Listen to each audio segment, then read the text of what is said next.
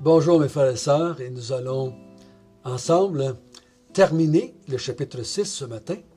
Et ça va bien la donner, vu que nous sommes vendredi. Et on va regarder encore une fois des vérités qui vont nous emmener à adorer notre Dieu. Notre bon Père du ciel, guide-nous ce matin. Guide-nous. Nous voulons être de bons serviteurs, de bonnes servantes du grand roi du ciel, du Créateur du ciel et de la terre. C'est toujours la même raison que nous plongeons nos yeux dans ta parole, cette parole qui est ton portrait, cette parole qui est ton image. On plonge les regards dans ta parole pour te voir et voir ton Fils Jésus. Guide-nous par ton Esprit Saint. Amen.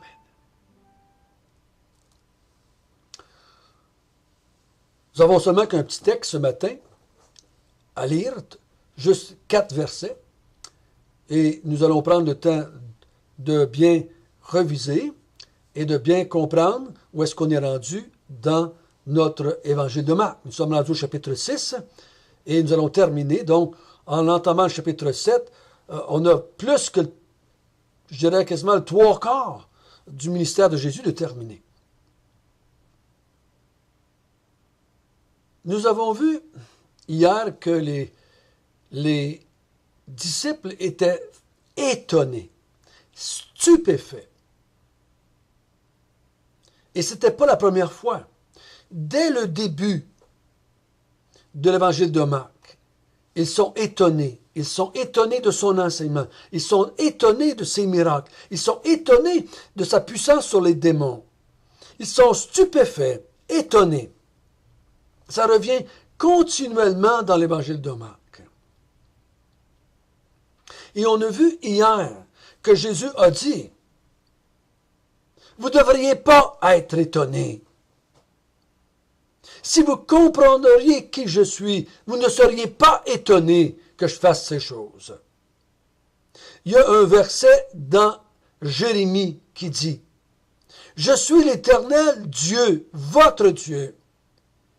Y a-t-il quelque chose d'étonnant de ma part? » L'Ancien Testament, à quelques reprises, Dieu dit, « Vous ne devriez pas être étonnés de ce que je fais, parce que je suis Dieu et je fais tout ce que je veux.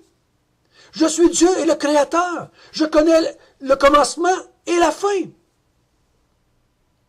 Je suis Dieu. Il n'y a rien d'étonnant de la part de Dieu. » Et c'est ça qu'il dit. Il dit, vous ne devriez pas être étonnés. Vous ne devriez pas être étonnés. Tant que vous allez être étonnés, c'est parce que vous ne comprenez pas que je suis Dieu. Faites chair.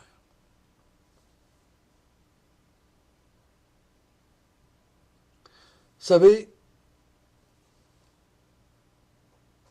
ils sont tellement étonnés, ils sont tellement troublés par tout ce qu'ils voient. Et Jésus nous a donné la réponse hier, parce que les gens du peuple d'Israël, comme ailleurs, ont le cœur endurci. Ayant le cœur endurci, ils ne comprennent pas, ils ne voient pas que Jésus était plus qu'un être humain, plus qu'un ange, il était Dieu fait chair.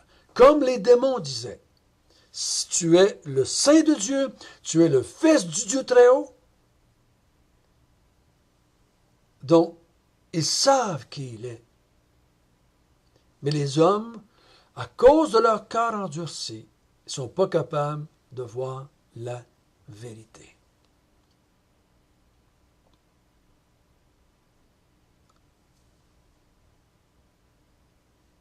Au lieu de voir la vérité, ils inventent. Tu dois être Élie, tu dois être un prophète, tu dois être Jean-Baptiste ressuscité. Comme aujourd'hui dans notre société, comme on en a parlé déjà cette semaine. Les gens, au lieu de dire Jésus c'est Dieu, et c'est pour ça qu'il peut faire tout ce qu'il fait, C'est pour ça qu'il a pu dire tout ce qu'il a dit. C'est pour ça qu'il est mort et que ça a sauvé les élus. C'est pour ça qu'il a ressuscité d'entre les morts. C'est pour ça qu'il a monté au ciel avec son corps. C'est pour ça qu'il a dit, un jour, je vais revenir dans le monde, et qu'il va le faire, et qu'il va renouveler le monde en changeant, en enlevant de ce monde toute trace de péché. Il va ressusciter les élus et les mettre avec lui dans un nouveau ciel, une nouvelle terre pour servir Dieu et lui, notre bien-aimé Sauveur. On ne peut pas expliquer ce que Jésus a enseigné, ce que Jésus a fait, ce que Jésus a fait avec les démons, autrement que par le fait qu'il était Dieu. On a vu que tout le monde est étonné, excepté un groupe. Il y a juste un groupe qui n'est pas étonné. Ce groupe-là a peur de Jésus. C'est les démons. Ils ne sont pas étonnés, eux. Ils ont peur. Ils le connaissent, eux. Ils l'ont vu, et je le répète pour que ça rentre dans votre tête. C'est des êtres qui ont été créés bons. Ils n'étaient pas démons à la naissance, si je peux dire même, à leur création. Ils ont été un temps des adorateurs de Dieu et de Jésus-Christ. Ils connaissent le Dieu Trinité qu'on connaît. Ils l'ont vu, ils l'ont servi. Mais la Bible nous dit qu'ils se sont rebellés. Ils se sont endurcis. Et l'être humain a tombé dans le panneau, il a été tenté par Satan, et lui tout est devenu un être endurci. À un tel point que tu mets Dieu devant ses yeux, ils ne le voient pas, ils ne le comprennent pas, et ils veulent le crucifier et le faire mourir.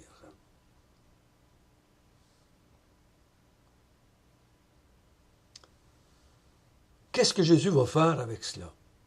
Nous allons lire, si vous voulez bien, notre texte à partir du verset 53.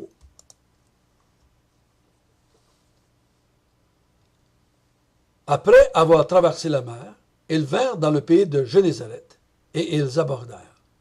Quand ils furent sortis de là-bas, les gens, ayant aussitôt reconnu Jésus, parcoururent tous les environs, et on se mit à apporter les malades sur des lits, partout où l'on apprenait qu'il était. En quelques lieux qu'il arrive, dans les villages, dans les villes ou dans les campagnes, on mettait les malades sur les places publiques et on le priait de leur permettre seulement de toucher le bord de son vêtement. Et tous ceux qui le touchaient étaient guéris. Sa réponse à Jésus?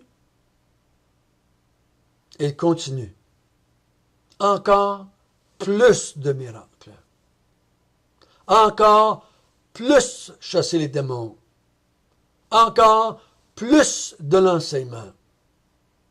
Mais le texte qu'on a lu s'adresse surtout aux miracles, aux guérisons physiques. Vous vous souvenez? Après, ils sont partis de Capernaum vers Bethsaïda. De Bethsaïda, ils sont revenus. Et là, ils ont eu Jésus qui marchait sur l'eau. Et là, ils reviennent dans le pays de Génézareth. Et ils abordent là. Aussitôt que Jésus arrive, c'est comme s'ils l'attendaient. Hein? Ils reconnaissent Jésus. Qu'est-ce qu'ils font? Ceux qui le reconnaissent, c'est ceux qui savent qu'est-ce qu'il fait. Il fait des miracles. Il ressuscite même les morts. Il chasse les démons. Donc, qu'est-ce qu'ils font? Ils parcourent les environs. Ils vont partout alentour. Et on crie partout. Jésus est en ville. Emmenez tous vos malades. Emmenez tous vos handicapés. Emmenez tous vos quadriplégiques. Emmenez tous les aveugles, les sourds et muets. les estropiés, les lépreux, emmenez tous les malades. Jésus est en ville.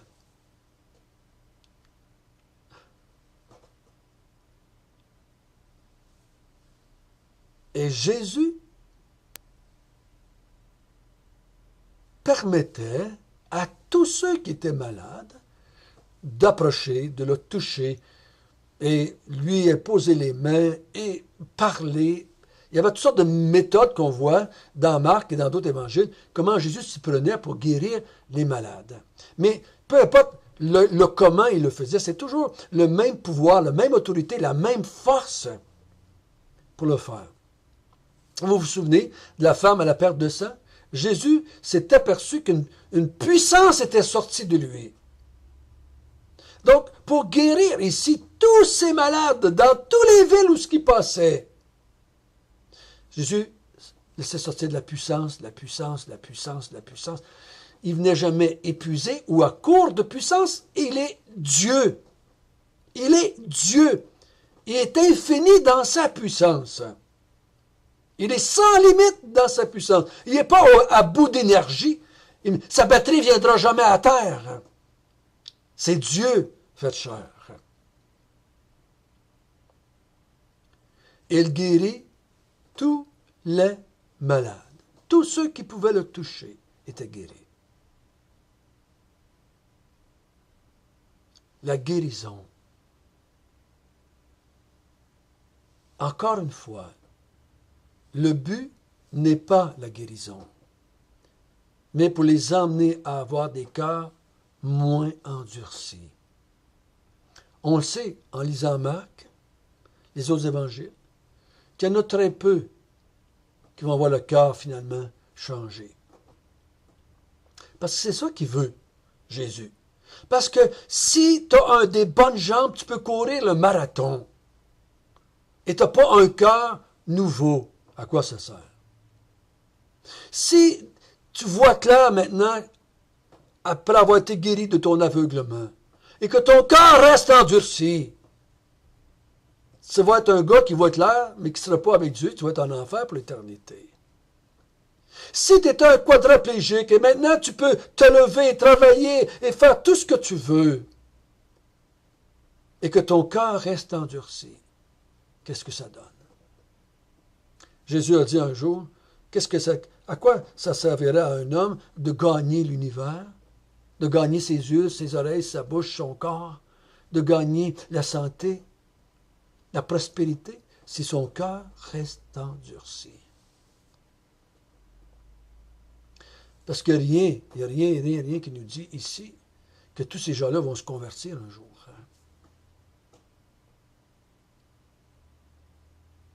Mais Jésus démontre son pouvoir, démontre sa personnalité, démontre sa nature à travers tous ces miracles.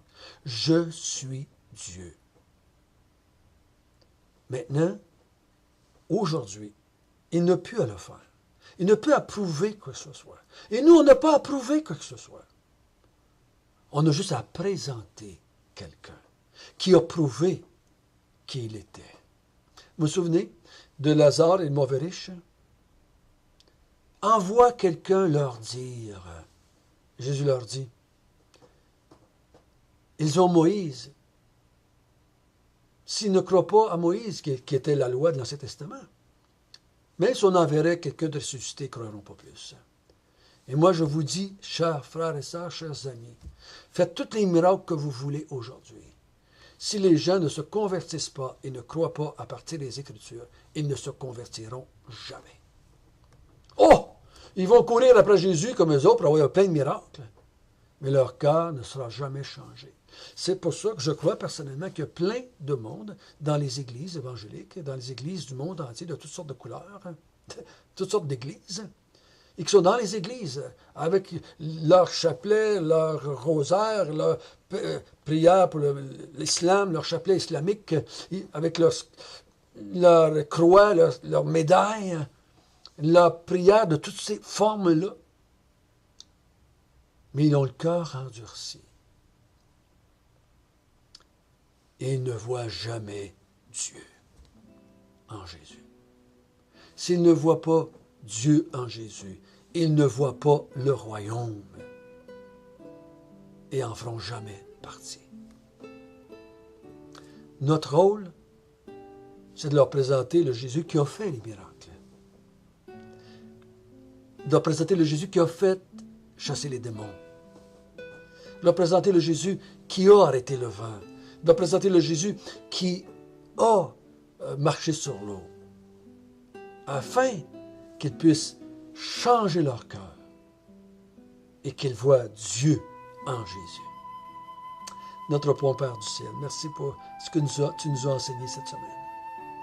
Nous avons vu encore une fois des preuves par milliers que Jésus était Dieu, qui venait établir le royaume, son royaume, le royaume de Dieu.